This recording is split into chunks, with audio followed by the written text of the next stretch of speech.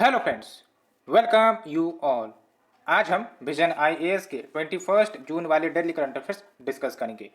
We are going to discuss 6 articles and कल मैंने Telegram channel पर 2-3 आर्टिकल इंडियन एक्सप्रेस के शेयर किए थे और आज उसी के कंटेंट हमें इस आर्टिकल में देखने को मिलेंगे। मैं कुछ कुछ आर्टिकल्स आपको टेलीग्राम चैनल पर शेयर करते रहता हूँ सो दैट जो इम्पोर्टेंट है फॉर अंडरस्टैंडिंग वो कहीं ना कहीं आप उसे रीड करो, आप उसे अंडरस्टैंड करो, ठीक है, सो दैट आपका जो कंसेप्ट है वो क्लियर हो सके in the coming time. That's why I try to share some of the articles, not all, some of the article जो मुझे अच्छे लगते हैं मैं शेयर करता हूँ, ठीक है। बट आप इस करंट अफेयर्स से भी काफ़ी बेनिफिट पा रहे होंगे बिकॉज मैं जो डिस्कस करता हूँ एक एक जो माइनर डिटेल्स है कंसेप्ट के साथ उससे मैं डिस्कस करता हूँ। ऐसा नहीं कि मैं इसको सिर्फ रीड करता हूँ, मैं आपको कंसेप्चुअल क्लियरिटी भी देने का प्रयास करता हूँ, एक बेसिक ओवरव्यू देने का प्रयास करता हूँ सो दैट आप अगर हमसे जुड़े हैं तो आपको वो कंटेंट, वो अंडरस्टैंडिंग डेवलप हो सके जो कहीं ना कहीं आपको अपने प्रिपरेशन में काफ़ी मदद करने वाली है। एक्चुअली क्या होता है, मैंने भी जब अपनी प्रिपरेशन शुरू की थी तो न्यूज़पेपर पढ़ने में मुझे लगभग अगर बोला जाए तो 5 घंटे लगते थे एंड इवन वॉट पढ़ने के बावजूद भी कुछ समझ नहीं आता था। तो जो व्यक्ति शुरुआती दौर में प्रिपेयर करना शुरू करते हैं तो जाहिर सी बात है उनको इस प्रकार की चैलेंजेस आती है, लेकिन एक सक्सेसफुल आउटकम ये निकलता है कंटिन्यूस अंडरस्टैंडिंग एंड रीडिंग का कि आपका जो कॉम्प्रिहेंसिव पावर है वो काफ़ी ज़्यादा डेवलप हो जाता है एंड जो आपकी सीसेट वाली पेपर है खासकर पैसेज सॉल्व करना कहीं ना कहीं एक टीडियस टास्क होता है एग्जामिनेशन में बिकॉज कम समय में आपको अच्छे क्वेश्चन अटैम्प्ट करने पड़ते हैं। तो आप अगर डेली कंटेंट को पढ़ते हो, अंडरस्टैंड करते हो, कॉन्सेप्चुअल क्वालिटी आपके अंतर्गत होती है तो आप उसको बेटर हैंडल कर पाते हो, ठीक है।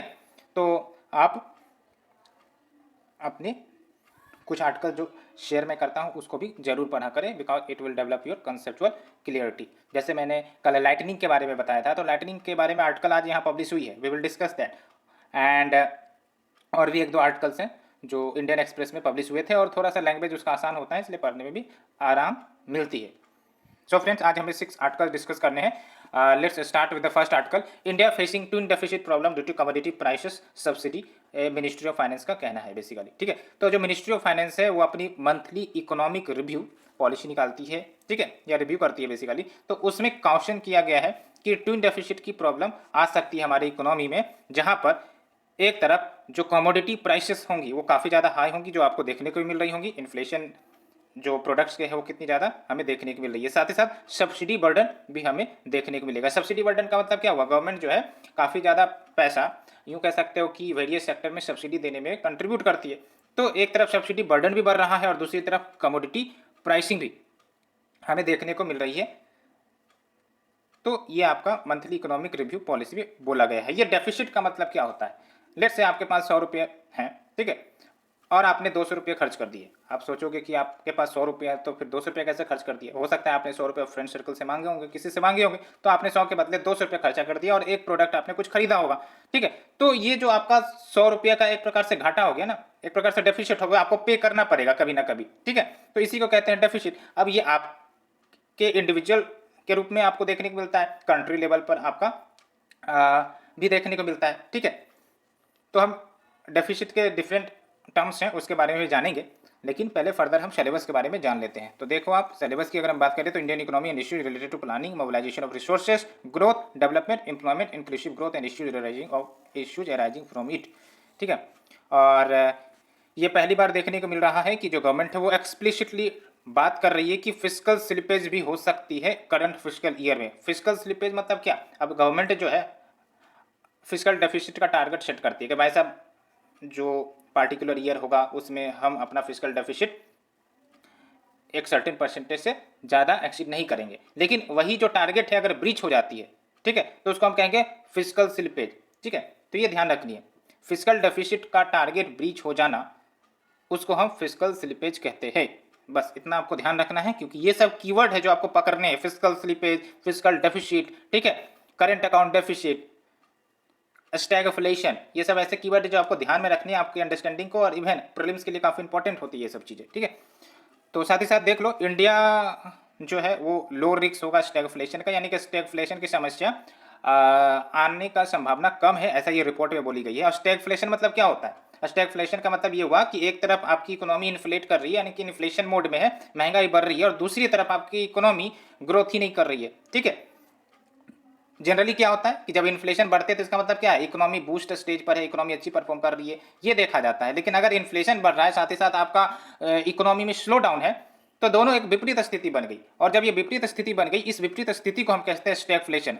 ठीक है, इन्फ्लेशन एलॉन्ग विद स्टैग्नेशन, इसको आप ऐसे ध्यान रख सकते हो, ये कीवर्ड याद रखना है, keyword is very very important. ठीक है, और अगर हम बात करते हैं ट्विन डेफिसिट की, जिसके बारे में हाईलाइट की गई, इसका मतलब क्या हुआ कि करंट अकाउंट डेफिसिट के साथ साथ फिजिकल डेफिसिट दोनों एक साथ होना। जैसे करंट अकाउंट डेफिसिट का मतलब क्या हुआ, जब हम करंट अकाउंट की बात करते हैं तो उसमें क्या होता है, जो भी ट्रेड्स गुड्स या सर्विसेज का हम करते हैं, है ना, उसके अंतर्गत आपका करंट अकाउंट आता है। अब जनरली आपको पता है हम इंपोर्ट ज़्यादा करते हैं, एक्सपोर्ट कम करते हैं, तो जाहिर सी बात है हमारे यहाँ जनरली करंट अकाउंट डेफिसिट देखने को मिलता है। और जब बात करते हैं फिजिकल डेफिसिट, तो फिजिकल डेफिसिट का आपका यहाँ पर देखो आप, फिजिकल डेफिसिट या फिर बजट डेफिसिट एक ही बात है। इसका मतलब क्या हुआ कि जो गवर्नमेंट की इनकम है वो कहीं ना कहीं कम है एज कम्पेयर टू स्पेंडिंग, यानी कि लेट्स से कि 100 रुपये गवर्नमेंट को इनकम के रूप में आ रही है और 200 रुपये खर्च कर रही है। ठीक है, एक एग्जाम्पल के रूप में, तो इसको हम फिजिकल डेफिसिट कहेंगे, shortfall in a government's income compare to the spending.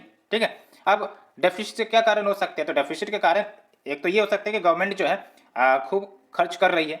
जैसे फॉर एग्जांपल डिफरेंट सेक्टर के लिए सब्सिडी दी जाती है, लाइक योर फर्टिलाइजर सेक्टर, उसमें गवर्नमेंट बहुत सारी सब्सिडी देती है। ठीक है, गैस सब्सिडी हो गई, तो एक तो ये कारण है कि गवर्नमेंट एक्सपेंडिचर ज़्यादा कर रही है। दूसरी इंपॉर्टेंट बात ये है, इसका उल्टा कर दो कि जो रेवेन्यू सरकार के पास आ रही है वो कम आ रही है। अब कम क्यों आ रही होगी, आपको ही पता है, इकोनॉमी स्लो डाउन में है अभी। और दूसरी इंपॉर्टेंट बात ये, पैंडेमिक के दौरान याद करो इकोनॉमिक ग्रोथ कितनी ज़्यादा हैम्पर हुई थी, -7.3% का ग्रोथ गया था। ठीक है, साथ ही साथ एक्साइज ड्यूटी अभी कट किए गए हैं डीजल एंड पेट्रोल पर। अब जब एक्साइज ड्यूटी क्या है, एक प्रकार से ये टैक्स है, और इसको कट की गई थी, क्यों कट की गई थी आपको ही पता है, क्योंकि ये जो आपका इन्फ्लेशन देखने को मिल रहा है पेट्रोल के प्राइसेस में या क्रूड ऑयल के प्राइसेस में, because of the Russia Ukraine war. ठीक है, तो ये सब कुछ कारण थे, तो प्राइस कट किए गए। तो प्राइस कट करना मतलब एक प्रकार से रेवेन्यू कम होना। ठीक है, तो ये हो गया। करंट अकाउंट डेफिसिट की बात करें तो करंट अकाउंट डेफिसिट, पहले तो आपको ये ध्यान रखना है, जब हम बैलेंस ऑफ पेमेंट की बात करते हैं, बैलेंस ऑफ पेमेंट का मतलब क्या होता है, जो भी हम लेन देन करते हैं, ट्रांजेक्शन करते हैं, ठीक है, दूसरे देश के साथ, उसको हम बैलेंस ऑफ पेमेंट के अंतर्गत रखते हैं। और जब हम बैलेंस ऑफ पेमेंट की बात करते हैं तो इसके अंतर्गत दो कंपोनेंट आते हैं, एक तो आपका करंट अकाउंट आता है और दूसरा आपका कैपिटल अकाउंट आता है। ठीक है, कैपिटल अकाउंट में बेसिकली वो सब जो इन्वेस्टमेंट सब आ जाते हैं, एफडीआई, एफआईआई, ठीक है, वो सब आपके कैपिटल अकाउंट में आते हैं। लेकिन करंट अकाउंट में क्या आते हैं, करंट अकाउंट में जो भी ट्रेड की जाती है गुड्स या सर्विसेज की, ठीक है, या फिर ट्रांसफर पेमेंट्स की बात करो, गिफ्ट या फिर रेमिटेंसेस से आ रहे हैं जो पैसे हैं विदेशों से, वो सब आपके करंट अकाउंट में आता है। तो जनरली हम इंपोर्ट ज़्यादा करते हैं एज कम्पेयर टू एक्सपोर्ट, तो हमारे यहाँ करंट अकाउंट डेफिसिट देखने को मिलता है। करंट अकाउंट डेफिसिट का मतलब क्या हुआ कि we are importing more as compare to the export. ठीक है, तो करंट अकाउंट डेफिसिट में क्या हो गया आपके, we are importing more goods and services as compare to the export. अब इसी का उल्टा कर दो, करंट अकाउंट सरप्लस। सरप्लस मतलब क्या होगा कि हम एक्सपोर्ट ज्यादा कर रहे हैं एज कम्पेयर टू इंपोर्ट। तो ये सब कीवर्ड काफी इंपॉर्टेंट है प्रीलिम्स में, आप प्रीवियस ईयर क्वेश्चन निकाल कर देख लो, करंट अकाउंट डेफिसिट, स्टैगफ्लेशन, ऐसे कीवर्ड से पकड़ के क्वेश्चन पूछे हैं। ठीक है, तो ये ध्यान रखना है।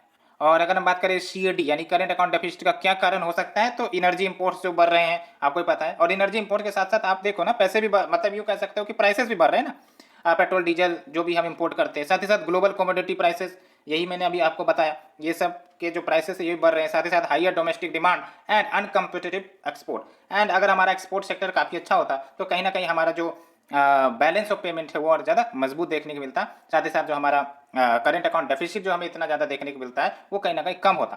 तो करंट अकाउंट डेफिसिट को डील करने का एक बढ़िया तरीका होता है कि हम एक्सपोर्ट को बढ़ाएं। ठीक है, जितना ज़्यादा एक्सपोर्ट का डाइवर्सिफिकेशन होगा वो कहीं ना कहीं हमारे करंट अकाउंट डेफिसिट को कम करने की क्षमता रखता है। और भी बहुत सारे कारण हो सकते हैं, फैक्टर हो सकते हैं जिससे हम सीएडी को कम कर सकते हैं। ठीक है, तो वो हम देखेंगे, लेकिन यहाँ पर कुछ फिगर हैं, ग्राफ है, आप देख सकते हो, क्योंकि इसके डिस्कशन में जाएंगे तो और ज़्यादा टाइम लग जाएगा, तो आप इस ग्राफ को भी देख सकते हो। ठीक है, तो ये हमने स्टैगफ्लेशन की बात कर ली। तो स्टैगफ्लेशन में क्या हो गया, आपका इन्फ्लेशन काफ़ी ज़्यादा है इकोनॉमी में, साथ ही साथ अनएम्प्लॉयमेंट ज़्यादा है, जो डिमांड है कमोडिटीज़ की वो भी स्टैगनेंट है, जिसके कारण डिमांड क्रिएट नहीं हो रहा है, जो प्रोड्यूसर है अपने प्रोडक्ट्स को अंडर पोटेंशियल प्रोड्यूस कर रहे हैं, बिकॉज डिमांड ही नहीं है, तो फिर अपने हायर पोटेंशियल पर क्यों वो प्रोड्यूस करेंगे, सिंपल सी बात है। ठीक है, तो ये सब कुछ ध्यान रखनी है आपको, ये कीवर्ड पकड़ के रखो, आपको डाउट नहीं होगा ऐसे कंसेप्ट में कि हाँ स्टैगफ्लेशन का मतलब इन्फ्लेशन के साथ स्टैग्नेशन भी है, और उसके बाद आप लिंक करना शुरू करो कि स्टैग्नेशन मतलब क्या, इन्फ्लेशन मतलब क्या, तो आपको समझ में आ जाएगा। ठीक है, तो when we talk about the impact of twin deficit, तो क्या इम्पैक्ट होगा, तो ये जो आपका ट्विन डेफिसिट की समस्या अभी हमने देखी, ट्विन डेफिसिट भी याद रखनी है, इसमें क्या बातें हमने की अभी। ठीक है, तो इकोनॉमिक ग्रोथ के ट्रेंड को अंडरस्टैंड करने के लिए इस्तेमाल किया जाता है, और ट्विन डेफिसिट कोई नेसेसरी हार्मफुल नहीं होती है, जनरली ये देश में देखने को मिलता है, खासकर डेवलपिंग कंट्रीज सब जो होते हैं उसमें ये समस्याएं देखने को मिलती है। ठीक है, लेकिन लॉन्ग टर्म की बात करिए, या फिर अगर डेफिसिट हाइयर हो गया, ठीक है, एक सर्टेन परसेंटेज के बियॉन्ड चला गया, तो it can lead to reduced national saving rates. क्यों reduced national saving rate, because जो इनकम है जनता की, पीपल की, है ना, वो तो खर्चे खर्चे में ही जा रही है, साथ ही साथ कोई इनकम का सोर्स जनरेट नहीं हो पा रहा है एक्स्ट्रा, तो जाहिर सी बात है जो सेविंग रेट होगी वो कहीं ना कहीं कम हो जाएगी। साथ ही साथ इंटरेस्ट रेट बढ़ सकते हैं, एक्सचेंज रेट में कहीं ना कहीं इम्बैलेंसेस देखने को मिल सकते हैं, जिसके कारण जो हमारा एक्सपोर्ट है कॉस्टलियर हो जाएगा, एंड अगर हमें विदेशों से पैसे बोरो करने होते हैं तो हमें हाइयर इंटरेस्ट रेट पे करने होंगे। ठीक है, तो ये बातें हमने कुछ डिस्कस किया। अब कैसे हम ओवरकम करेंगे ट्विन डेफिसिट को, तो एक तो ये है कि जो नॉन कैपेक्स यानी कि कैपिटल एक्सपेंडिचर जो हम खर्च करते हैं, कैपिटल एक्सपेंडिचर हम खर्च करते हैं एसेट क्रिएशन के लिए। अब जब भी हम एसेट क्रिएशन करेंगे तो हमें नौकरी, रोजगार, इंफ्रास्ट्रक्चर, ये सब डेवलपमेंट होते हुए दिखेगी, और ये सब डेवलपमेंट क्या करेगा, रोजगार देगा। ठीक है, रोजगार देगा तो इनकम देगा, इनकम देगा तो फिर आपका जो डिमांड बढ़ेगा, डिमांड बढ़ेगा तो आप समझो कि जो इकोनॉमी है मस्त मगन हो जाएगी। लेकिन अगर हम नॉन कैपेक्स में ज़्यादा एक्सपेंडिचर करते हैं, जैसे फॉर एग्जांपल सब्सिडी देने की बात हो गई, ठीक है, एंड जो फ्रीवीज दिए जाते हैं, तो इन सब के कारण क्या होता है, जो पैसे हैं गवर्नमेंट के वो सही जगह खर्च नहीं हो पाते हैं, जिसके कारण गवर्नमेंट कैपिटल एक्सपेंडिचर में खर्च नहीं कर पाती है। तो इसीलिए कहा जा रहा है कि हमें रैशनलाइज करना पड़ेगा नॉन कैपेक्स एक्सपेंडिचर को। नॉन कैपेक्स एक्सपेंडिचर यानी कि मैंने आपको बता दिया कि वेलफेयर स्कीम्स हो सकती हैं, कुछ भी हो सकता है, उसको रैशनलाइज करें, है ना, जो exact to the point beneficiaries है उनको प्रोवाइड किया जाए बेनिफिट्स, तो सरकार के जो एक्सपेंडिचर है कम होंगे और अल्टीमेटली वो कैपिटल एक्सपेंडिचर में ज़्यादा खर्च कर पाएंगे। साथ ही साथ फिजिकल कंसोलिडेशन किया जा सकता है टाइट मॉनेटरी पॉलिसी के माध्यम से। फिजिकल कंसोलिडेशन का मतलब ये हुआ कि जो भी हम खर्च कर रहे हैं उसको थोड़ा सा खर्च पर लगाम लगाएं। जैसे होता है ना, कोई व्यक्ति है जो खर्चीला पूरा है तो गार्जियन उसको बोलेंगे कि भाई साहब खर्च पर लगाम लगाओ, नहीं तो पैसे बचेंगे नहीं, तो इसी को कहते हैं फिजिकल कंसोलिडेशन। ठीक है, तो कैसे, तो टाइटर मॉनेटरी पॉलिसी लाई जा सकती है। साथ ही साथ इंपोर्ट सब्सटीट्यूशन या फिर इंपोर्ट कट किया जा सकता है। इंपोर्ट सब्सटीट्यूशन का सिंपल सा मतलब है भाई साहब डोमेस्टिक प्रोडक्शन को बढ़ाओ सो दैट हमें प्रोडक्ट को इंपोर्ट करने की जरूरत ही ना पड़े, इसी को कहते हैं इंपोर्ट सब्सटीट्यूशन। आपको पता होगा 1990 से पहले इंपोर्ट सब्सटीट्यूशन काफी देखने को मिलता था, है ना, हम उतने ज्यादा इंपोर्ट पर डिपेंडेंट नहीं हुआ करते थे। ठीक है, लेकिन पोस्ट लिबरलाइजेशन एलपीजी जिसको हम कहते हैं, एलपीजी रिफॉर्म, ये जो इंपोर्ट सब्सटीट्यूशन धीरे धीरे आपका कम हुआ और अल्टीमेटली आप देख सकते हो we are linked with the globalised world. ठीक है, स्पेशली फॉसिल फ्यूल्स सब तो अब हम इंपोर्ट करते ही करते हैं, नॉन एसेंशियल गुड्स भी इंपोर्ट करते हैं। And fair valuation of rupee for competitive exports, इसका मतलब ये हुआ कि जो रुपी डॉलर एक्सचेंज रेट है या फिर rupee exchange rate with other currency, उसको कहीं ना कहीं फेयर वैल्यूएशन करने की जरूरत है सो दैट हमारा एक्सपोर्ट प्रमोट हो सके। And ease of doing business reforms किया जाए सो दैट कैपिटल इनफ्लो विदेशों से आए और विदेशी पैसे इन्वेस्ट हो सके इंडिया में, तो इंफ्रास्ट्रक्चर डेवलपमेंट हो, है ना, और इंफ्रास्ट्रक्चर डेवलपमेंट होगा तो मैंने आपको बताया कि उसका क्या क्या बेनिफिट्स होगा। तो ये बातें हैं। तो फ्रेंड्स फर्स्ट आर्टिकल डिस्कस करने में ज़्यादा समय लग गई, बट करना जरूरी था because it is an economic concept, and अगर जब तक क्लियर नहीं होगी आप कंसेप्ट को नहीं समझ पाओगे। तो यहाँ पर 2-3 कंसेप्ट इंपॉर्टेंट है, what is twin deficit and what is physical deficit, what is current account deficit, what is balance of payment, and capital expenditure में क्या क्या कंपोनेंट आ जाते हैं, कैपिटल अकाउंट में क्या क्या कंपोनेंट आ जाते हैं, बिकॉज ये सब क्वेश्चन प्रीलिम्स के में पूछी गई है, मेंस में भी फेवरेट टॉपिक हो जाती है, that's why you should keep in mind. तो ये हमने डिस्कस किया। So friends let's move to the second article. Ministry of housing and urban affairs launches national initiative for promotion of upskilling of Nirman workers. Nipun project basically launch की गई है ministry of housing के द्वारा। तो इसके डिटेल के बारे में हम जानेंगे, और ये तो स्कीम है तो इसमें कोई कंसेप्चुअल लॉजिक तो है नहीं, इसके डिटेल में हम जानेंगे कि कैसे क्या इंप्लीमेंट होने वाली है, क्या सिग्निफिकेंस होगा इस स्कीम का।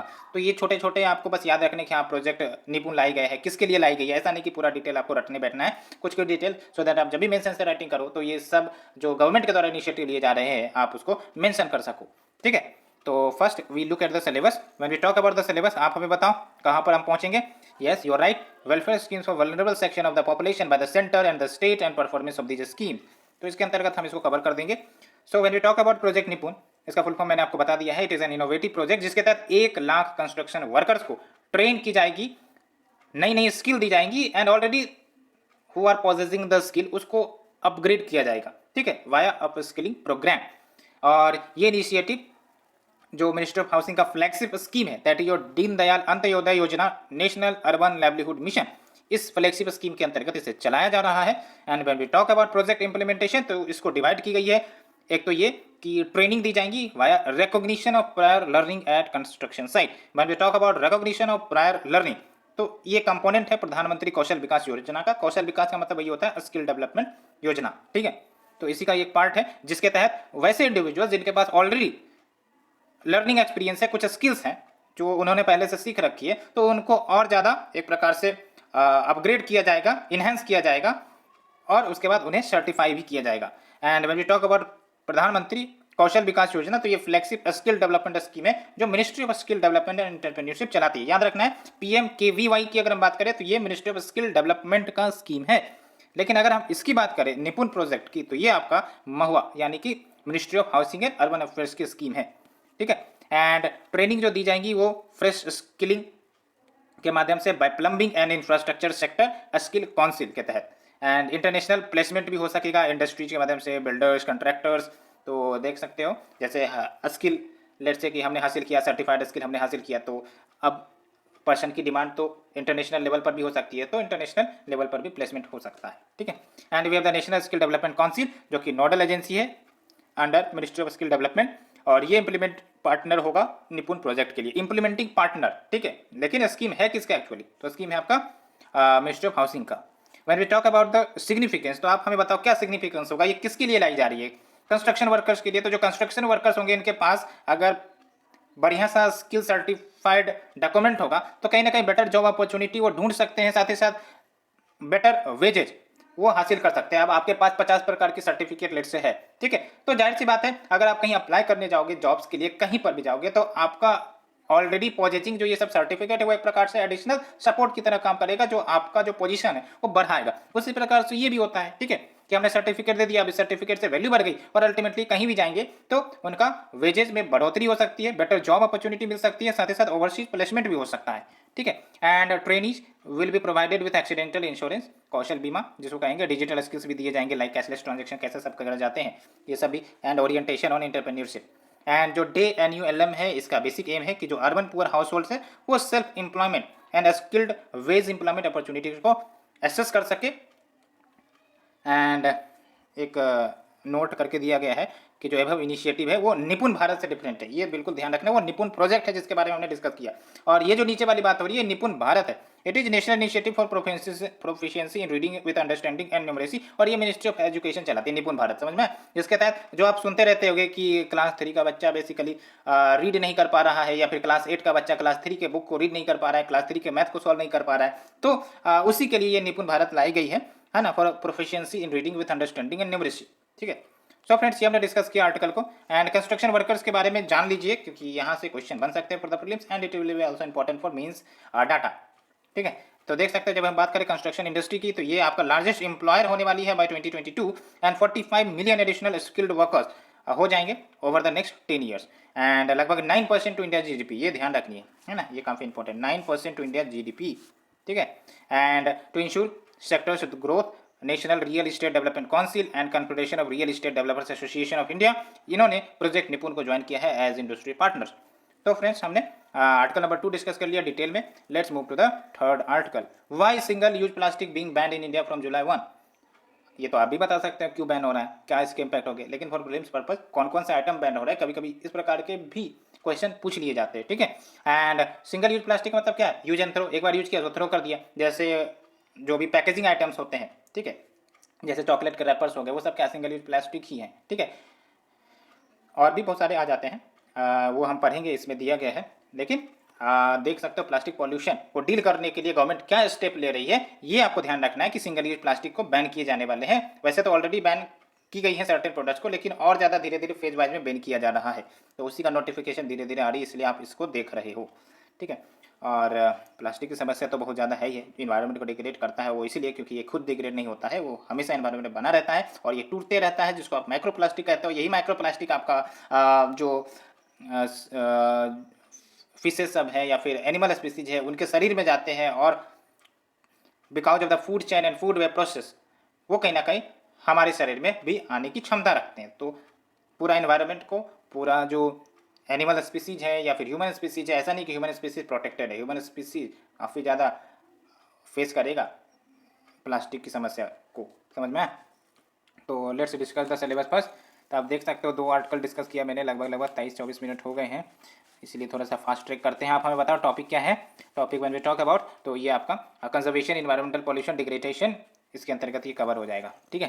तो ministry of environment, forest and climate change ने डिफाइन किया है सर्टेन लिस्ट ऑफ आइटम्स जिसको बैन किया जाएगा 1 जुलाई 2022 से। यहाँ पर आप देख सकते हो 1 जुलाई 2022, ठीक है। And as per the notification, manufacturing करना, इंपोर्ट करना, स्टॉक करना, डिस्ट्रीब्यूट करना, sale, use of the following single use plastic, जिसमें आपके पॉलीस्टीरीन आ जाएंगे, यहाँ पर आप देखो, ठीक है, एक्सपेंडेड पॉलीस्टीरीन भी आ जाएंगे।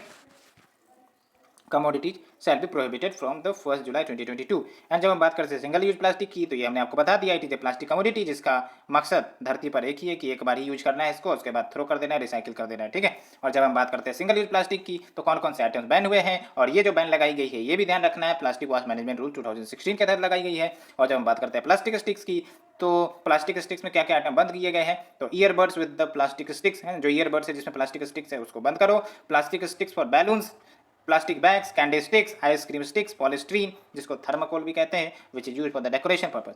कटलरी आइटम्स, उसमें आपके प्लेट्स, कप्स हैं, ये सब है। पैकेजिंग या व्रैपिंग फिल्म्स, जिसमें आपके व्रैपिंग या फिर पैकेजिंग के लिए यूज किए जाते हैं। स्वीट बॉक्सेस ले लो, इन्विटेशन कार्ड्स आपने देखा होगा, सिगरेट पैकेट पहले प्लास्टिक में आती थी, है ना, तो इन सब पर जो है कहीं ना कहीं पाबंदी लगाई गई है ना।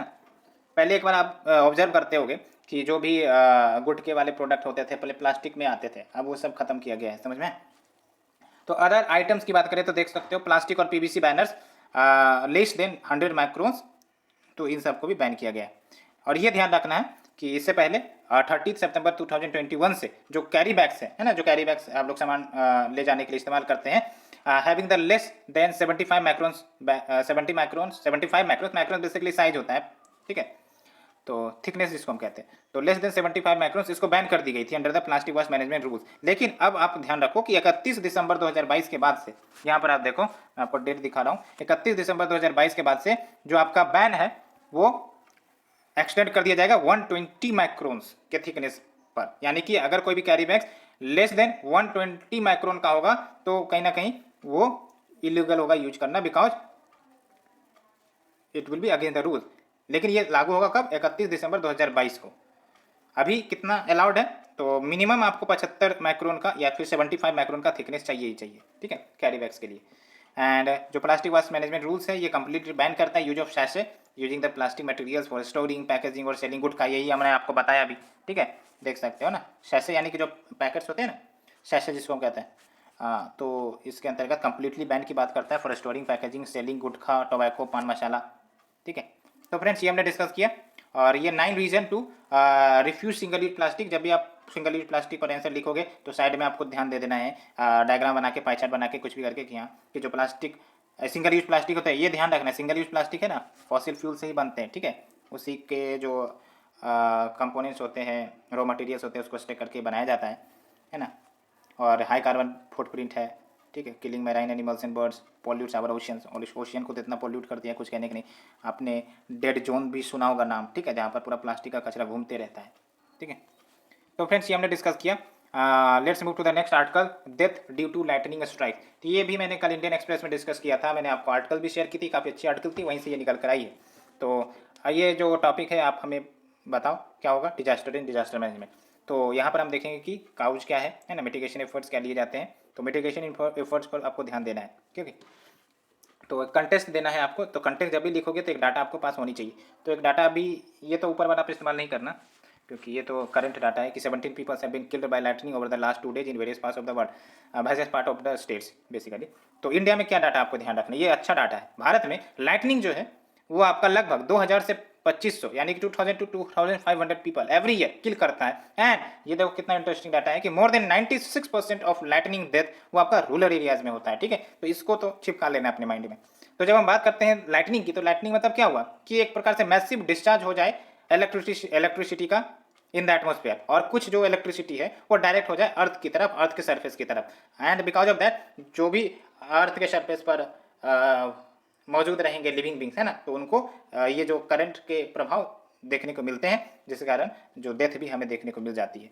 तो ये जो आपका डिस्चार्जेज है या फिर जो इलेक्ट्रॉन्स हैं जिसके कारण आपका इलेक्ट्रिसिटी जनरेट होकर डिस्चार्ज हो जाती है, मतलब एक्सप्रीड होती है, वो कैसे जनरेट होते हैं? तो जो आपके मॉइस्चर बियरिंग क्लाउड होते हैं, मॉइस्चर बियरिंग क्लाउड यानी कि जिसमें मॉइस्चर है क्लाउड्स में। अभी आप मानसून सीजन देख रहे हो, तो मानसून सीजन के कारण क्या हुआ, क्लाउड आ गई, क्लाउड आई। अब ये क्लाउड में एक अजब सी प्रक्रिया होती है, आपने सोचा होगा, समझा होगा कि जो आपके मॉइस्चर है जब इवोपरेशन के माध्यम से ऊपर जाते हैं लेट से, तो वो ठंडे होते हैं, ठंडे होते हैं तो वो आइस क्रिस्टल बनते हैं। अब आइस क्रिस्टल बनते हैं तो वो और ज़्यादा ऊपर जाते हैं, और वो तब तक जाएंगे जब तक वो भारी होकर नीचे नहीं गिरेंगे। तो ये दोनों प्रोसेस साइमल्टेनियस होती है। एक तरफ जो छोटे छोटे आइस क्रिस्टल होते हैं वो बड़े बड़े बनने लगते हैं, ऊपर जाने लगते हैं, और जो बड़े बड़े आइस क्रिस्टल होते हैं बिकॉज ऑफ द ग्रेविटी वो नीचे आने लगते हैं। तो जिसके कारण जो आपका आइस क्रिस्टल से आपस में टकराते हैं, और टकराने के कारण आपका चार्ज प्रोड्यूस होता है, और कहीं ना कहीं इस प्रकार का आपको स्ट्रक्चर बनते हुए दिखेगा। ये जो आप देख रहे हैं ना, ऊपर आपका पॉजिटिव चार्ज बन गया, नीचे आपका नेगेटिव चार्ज बन गया, फिर ये दूसरा क्लाउड है, ये पॉजिटिव चार्ज बन गया, ये नेगेटिव चार्ज बन गया।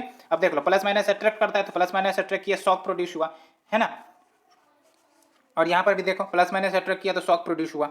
और यहाँ पर देखो कुछ जो आपका चार्ज पार्टिकल्स है वो नीचे कैसे आते हैं, तो ग्राउंड जो है ना वो पॉजिटिव चार्ज एक्ट करने लगती है ना। जो हमारा अर्थ सरफेस है, अर्थ ग्राउंड है, वो हमारा पॉजिटिवली चार्ज के रूप में एक्ट करने लगती है। तो जिसके कारण क्या हुआ कि नेगेटिव चार्ज क्लाउड में बने पड़े, और ग्राउंड में हमारा पॉजिटिव चार्ज बना हुआ है। अब करंट फ्लो करेगा, ठीक है, तो करंट फ्लो करेगा तो शॉक होगा, ठीक है, जिसके कारण। और ये इंपॉर्टेंट बात ये है कि जब ये ग्राउंड पर करेगी ना, तो ये लार्जर एरिया को अफेक्ट करेगा। ऐसा नहीं कि जहाँ पर ये टच कर रहा है वहीं पर इफेक्ट करेगा, बिकॉज काफ़ी heavy amperes of electric current flow करते हैं। ठीक है, आप वो उस आर्टिकल में देखना जो मैंने कल डिस्कस किया था, उसमें आपको पता चलेगा कि कितना एम्पियर ऑफ इलेक्ट्रिसिटी जनरेट होता है। तो ये बात है। तो प्रोसेस मैंने आपको बता दिया है, ऐसा सिंपल सा प्रोसेस है। तो देख सकते हो the discharges are generated in joint moisture bearing clouds, जो 10 से 12 किलोमीटर टॉल होते हैं ये सब क्लाउड्स। एंड टेम्परेचर जो है वो आप देख सकते हो माइनस में है ना। क्यों माइनस है? तभी तो क्रिस्टल बनते, कभी तो कंडेंसेशन होता है, अदरवाइज कंडेंसेशन से कैसे होगा? कंडेंसेशन का बेसिक पर्पज यही होता है कि टेम्परेचर कम होना। तो टेम्परेचर ऊपर जैसे जैसे जाते हैं, आपको भी पता होगा कि टेम्परेचर कम होता है, तो जिसके कारण क्लाउड फॉर्मेशन होता है। और वही जब क्लाउड के जो आइस क्रिस्टल है वो भारी होकर नीचे गिरते हैं तो वो आपका बारिश करता है। ये सिंपल सा लॉजिक है। और ये जो कल मैंने हाईलाइट भी की थी, ये देख लो यहाँ पर प्रीलिम्स का एक इंपॉर्टेंट क्वेश्चन बनेगा यहाँ पर। Lightning is not classified as natural disaster in India. Bharat में इसे नेचुरल डिजास्टर के रूप में कैटेगराइज नहीं किया गया है, ठीक है। And when we talk about the initiative, तो क्या क्या इनिशिएटिव लिए जाते हैं? तो देख सकते हो IMD जो है हमारा, जो पूरी मेट्रोलॉजी की देखरेख करता है, तो वो फोरकास्ट एंड वार्निंग थंडर स्टॉर्म्स समय दर समय इशू करते रहते हैं along with associated weather phenomena 5 दिन एडवांस में, 5 डेज इन एडवांस। यहाँ पर आप देखो 5 डेज इन एडवांस, ठीक है। And we have the Damini lightning app. इस दामिनी लाइटनिंग ऐप को आप डाउनलोड करोगे ना, मैंने तो इसको यूज किया है, और आपको समय समय पर बताएगा कि कहाँ पर थंडर स्टॉर्म आएंगे, कब आएंगे, और आपको वहाँ से हटने की ज़रूरत है। तो एक बार आप भी इसको यूज करके देखना, काफ़ी मज़ेदार ऐप है बेसिकली, लेकिन हाँ थोड़ा सा कुछ इशू रहती है इसमें। तो दामिनी लाइटनिंग ऐप ये Indian institute of tropical metrology Pune के द्वारा डेवलप किया गया है, जिसके तहत लाइटनिंग एक्टिविटी को मॉनिटर किए जाते हैं। And way the national disaster management authority advisory, जो स्टेट गवर्नमेंट को यूटीज को दी जाती है कि भाई साहब आप मैप करो एरिया की कि कहाँ पर लाइटनिंग सबसे ज़्यादा आती है, फिर कहाँ पर उससे कम आती है, सो दैट हम बेस्ड ऑन पोटेंशियल डिजास्टर वहाँ उस प्रकार का एक्शन ले सके। अब जहाँ पर आती ही नहीं है तो वहाँ पर हम एक्शन लेके क्या करेंगे? अपना रिसोर्स खर्च करके क्या करेंगे? इसीलिए मैपिंग की जाती है ना। आपने सुना होगा हजार्ड डोनेशन मैपिंग, बहुत सारे सेस्मिक डोनेशन मैपिंग, ऐसा कुछ किए जाते हैं। क्यों किए जाते हैं? बिकॉज हम वहाँ पर अपने रिसोर्सेज को खर्चा करें जहाँ पर ज़रूरत है, जहाँ पर ज़रूरत नहीं है why we should expend the खर्चा। एंड यहाँ पर देखो इफेक्टिव अर्ली वार्निंग सिस्टम, ये सब तो है ही है। Inter agency coordination and communication, capacity building and training, ये सब आपके हैं ही हैं। सो फ्रेंड्स, ये हमने डिस्कस किया। Let's move to the Google tax to step post 2023 as global deal faces under. ये जो आपका गूगल टैक्स है ना, it is nothing but equalisation levy, आपको भी पता है ना, 2016 में से इंट्रोड्यूस किया था फाइनेंस बिल 2016 के माध्यम से, जिसके तहत जो भी आपके सोशल मीडिया कंपनीज है which are not registered in India but खूब पैसे अर्न कर रहे हैं रेवेन्यू के माध्यम से, एडवर्टाइजमेंट के माध्यम से, तो इनका तो कुछ उपाय करना पड़ेगा ना। तो इसीलिए उपाय करने के लिए गूगल टैक्स या फिर इक्वलाइजेशन लेवी लाई गई थी, जिसके तहत ये जो डिजिटल इकोनॉमी वाले फर्म्स है जो प्योरली डिजिटली अपना पूरा सिस्टम करके रखे है ना, तो इनसे भी कहीं ना कहीं पैसे कलेक्ट किए जाए एज ए रेवेन्यू जो भी है, ठीक है। तो ये आपका इक्वलाइजेशन लेवी। तो अभी क्या हो रहा है कि जो आपका गूगल टैक्स है जो इंडिया में लगता है वो 2023 के बाद भी लगेगा, बिकॉज जो ग्लोबल डील है कि ग्लोबल मिनिमम टैक्स लगाए जाएंगे इन कंपनीज के ऊपर, वो अभी फाइनलाइज नहीं हुई है। इसके बारे में तो मैंने डिस्कशन भी की थी, ठीक है, कम से कम 4-5 आर्टिकल हमने डिस्कस किया था। तो इंडियाज इक्वलाइजेशन लेवी और Google tax on offshore digital company या इकोनॉमी जो भी है is set to stay beyond 2023, because जो ग्लोबल टैक्स डील है जो रिप्लेस करेगी इस प्रकार की लेवीज को, वो इम्प्लीमेंटेशन चैलेंज फेस कर रही है, इसलिए न्यूज में आई है। When we talk about the equalisation levy, तो याद रखना इनकम टैक्स एक्ट के तहत इसको लाई नहीं गई है, फाइनेंस बिल 2016 के तहत लाई गई है। जो क्वेश्चन है प्रीलिम्स में वो आ भी चुका है, इनकम टैक्स दे दिया था लेकिन वो इनकम टैक्स नहीं है, फाइनेंस बिल के तहत है। ये छोटे छोटे गलती करके हमें फंसा लिया जाता है। एंड एंट्री मेजर है to tackle issues from cross border digital transaction of foreign digital forms. And 2016 में इंडिया ने इक्वलाइजेशन लेवी लाया था, जिसके तहत जो भी पेमेंट्स किए जाते हैं for the digital advertisement services, जैसे इंडिया में होते हैं ना बहुत सारे फेसबुक पेज पर एडवर्टाइजमेंट की जाती है ना, और फेसबुक इससे प्रमोट करता है, या फिर जो ट्विटर है या फिर जो आपका गूगल है वो सब प्रमोट करता है, तो उनको तो रेवेन्यू जनरेट होती है। अब गवर्नमेंट को पहले रेवेन्यू जनरेट नहीं हो रही थी, तो कितना ज़्यादा रेवेन्यू गवर्नमेंट लॉस कर रही थी, तो इस पर तो एक्शन लेना था, तो अल्टीमेटली एक्शन लिया, इक्वलाइजेशन लेवी लाई गई, ठीक है। तो वैसे कंपनी जिनके परमानेंट इस्टेब्लिशमेंट इंडिया में नहीं है, अगर जो परमानेंट इस्टेब्लिशमेंट इंडिया में रहती तो कोई दिक्कत नहीं, उनको तो इनकम टैक्स के तहत जो भी पैसे या फिर टैक्स लगने थे लगेंगे, लेकिन चूंकि रजिस्टर ही नहीं है तो फिर टैक्सेशन लगाना एक प्रकार से चैलेंजिंग था, इसलिए इक्वलाइजेशन लेवी लाई गई, ठीक है। एंड किन के ऊपर लागू होगी, अगर जो आपका इनकम आ रहा है एडवर्टाइजमेंट सबसे 1 लाख ईयर एक्सीड करता है तब, ठीक है। यहाँ पर आप देखो अमाउंट याद रखने की ज़रूरत नहीं है, ठीक है। And it was later expanded to non resident e commerce operators, तो इनके ऊपर भी एक्सपेंड किया गया था with levy at the rate of 2%। तो याद रखना है आपको किसके ऊपर भी एक्सटेंडेड है, ये non resident e commerce operators, इनके ऊपर भी लागू है। रेट याद रखने की जरूरत नहीं है, लेकिन याद रखना है non resident e commerce operators पर भी लागू होती है। और ग्लोबल टैक्स रिफॉर्म की बात करें तो ये OECD के अंतर्गत बेसिकली लाने की बात चल रही थी, जिसके तहत 2 पिलर का प्लान था, और ये एग्री भी हुआ था 140 नेशन के द्वारा कि हम भाई साहब इंटरनेशनल टैक्सेशन रूल्स को अमेंड करेंगे और इंश्योर करेंगे कि ये जो MNC है मल्टीनेशनल इंटरप्राइजेज वो फेयर शेयर अब टैक्स के रूप में दे उन देशों को जहां पर वो ऑपरेट करते हैं, जहां पर वो अर्न करते हैं प्रॉफिट्स को। ऐसा नहीं कि जहां पर रजिस्टर है सिर्फ वहीं पर पे करें, जहां पर भी ये ऑपरेट कर रहे हैं प्रॉफिट अर्न कर रहे हैं वहां पर कुछ ना कुछ शेयर जो है टैक्स के रूप में दे। तो 2 पिलर था, वो पिलर मैंने पहले भी डिस्कस किया था, तो इसमें तो दिया नहीं गया है, तो कभी ना कभी ये आर्टिकल फिर से न्यूज में आएगी तो हम देख भी लेंगे उसे, ठीक है। लेकिन इंप्लीमेंटेशन चैलेंजेस क्या है, क्यों है, दैट्स वाई ये क्यों इंप्लीमेंट नहीं हो रहा है। तो we have the divergent interest, जो यूरोपियन कंट्रीज हैं वो प्रायोरिटाइज करते हैं कि वैसे डिजिटल टैक्सेशन हमें ज़्यादा फोकस के रूप में इंप्लीमेंट करना चाहिए, जबकि US प्रायोरिटाइज करता है कि वैसे ग्लोबल मिनिमम रेट जो है कंपनीज के ऊपर लगानी है। तो एक तो ग्लोबल मिनिमम रेट की बात करता है कि पहले इसको लेकर आओ, और एक जो यूरोपियन कंट्रीज है वो बोलते हैं कि वैसे डिजिटल टैक्सेशन लेकर आओ, ठीक है। तो यहाँ पर आप देख सकते हो डाइवर्जेंट व्यू पॉइंट्स है। एंड लेजिस्लेचर्स जो है US के, यूरोप के, वो स्ट्रगल कर रहे हैं to pass the laws which is needed to implement the rule. जैसे हंगरी जो है, जो कि एक देश है यूरोपियन कंट्री, और रिसेंटली विड्रॉ कर लिया सपोर्ट को for minimum corporate tax in European Union. अब रिलेटेड इन्फॉर्मेशन का इक्वलाइजेशन लेवी जो प्रपोज की गई थी OECD के द्वारा under its action plan on base erosion and profit shifting, और base erosion and profit shifting पर भी प्रीलिम्स में क्वेश्चन आया आई थिंक सो। इसके तहत बेसिकली जो भी मल्टीनेशनल कंपनीज होते हैं ना या मल्टीनेशनल इंटरप्राइजेज एक प्रकार से टैक्स प्लानिंग स्ट्रेटजी लेकर आते हैं, या फिर एक प्रकार से यूँ कह सकते हो कि जो भी टैक्स रूल्स है, लेट्स से इंडिया ने बहुत सारे टैक्स रूल्स बनाए हैं MNCs को टैक्स करने के लिए, अब कुछ ना कुछ हो सकता है लूप होल हो या गैप हो। अब ये क्या करते हैं, उन गैप को पकड़ते हैं, उन लूप होल को पकड़ते हैं, और उन लूप होल को पकड़ के जो है टैक्स को पे करने का अवॉइड करते हैं, या फिर यूँ कह सकते हो कि कम टैक्स पे करते हैं, इस प्रकार की चलते रहती है, ठीक है। तो ये बातें हैं, तो इसे कहते हैं base erosion and profit shifting, ठीक है। Let's move to the next article friends. Too many tourist in Himalaya, new report pressures for preempting disaster. ये तो मैं भी सोच रहा था, क्योंकि हिमालयन रीजन में आप देख सकते हो टूरिस्ट की संख्या बढ़ती जा रही है। अब टूरिस्ट बढ़ रही है ये एक बात है, लेकिन टूरिस्ट के कारण जो आप देखो कि जो भी प्लास्टिक पॉल्यूशन है या फिर जो भी मटेरियल डिस्कार्ड किए जाते हैं वो सब भी तो बढ़ रहा होगा। और उतना ही नहीं, जब टूरिस्ट बढ़ रहे हैं तो जाहिर सी बात है उस प्रकार का इंफ्रास्ट्रक्चर को भी तो बनाने की जरूरत पड़ रही होगी, रोड है, रेलवेज है। तो जो आपका सेंसिटिव इलाका है हिमालय, आपको पता है टेक्टोनिकली एक्टिव है, ठीक है।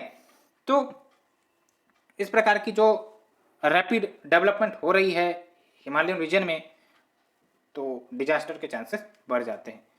तो एक रिपोर्ट में यही बातें निकल कर आ रही है। तो सिलेबस देख लेते हैं। तो सिलेबस की बात करें तो डिजास्टर एंड डिजास्टर मैनेजमेंट, इसके अंतर्गत आपका ये कवर होगा। तो देख लो, according to the report title environment assessment of tourism in the Indian Himalayan region. तो ये ध्यान रखना है कि आखिरकार टूरिज्म का क्या इंपैक्ट हो रहा है इंडियन हिमालयन रीजन में, जिसको शॉर्ट फॉर्म हमने IHR का नाम दिया है। और ये रिसर्च कंडक्ट की गई है GB Pant national institute of Himalayan environment के द्वारा। एंड एक तो ये बात निकल कर आई यहाँ पर कि जो टूरिज्म की डिमांड जो बढ़ती जा रही है समय दर समय हिमालयन रीजन के लिए, वो कहीं ना कहीं जो इंडियन हिमालयन रीजन पर जो प्रेशर है, एनवायरमेंटल प्रेशर कहो, है ना, वो सब बढ़ा रहा है। और मेजर कंसर्न है लैंड यूज चेंज हो सकती है, वहाँ पर लैंड कवर में बदलाव हो सकती है।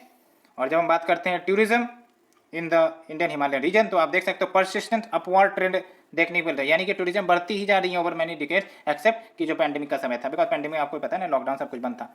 और यहाँ पर आप देख लो जो इंडियन हिमालयन रीजन है, इसकी जब हम बात करते हैं तो ये 2 यूनियन टेरिटरीज, जैसे आपका Jammu and Kashmir and Ladakh, plus 11 states में ये फैले हुए हैं। तो यहाँ पर आपको देखना है, यहाँ पर मैप यहाँ पर दी गई है।